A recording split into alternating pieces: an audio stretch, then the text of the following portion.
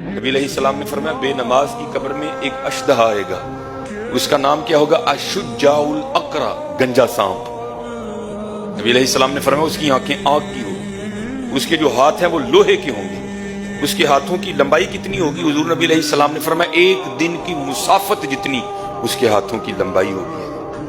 وہ بے نماز کی قبر میں آئے گا اور آ کر کہے گا انا اشجاع الاقرا، میں گنجا صاحب ہوں، اور تو نے فجر نہیں نہ پڑھی تھی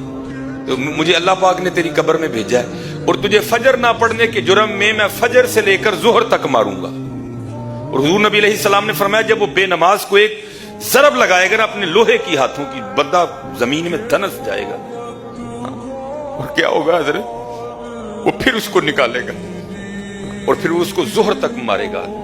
اور پھر جب ظہر کا وقت آئے گا پھر اس کو کہے گا تیری قبر میں مجھے اللہ نے بھیجا ہے، تو نے زور نہیں نہ پڑی تھی،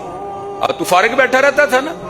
تیرے کانوں میں اذان کی آواز بھی آتی، تو نے زور نہیں نہ پڑی، اب تجھے ظہر نہ پڑھنے کے جرم میں زور سے لے کر عصر تک ماروں گا۔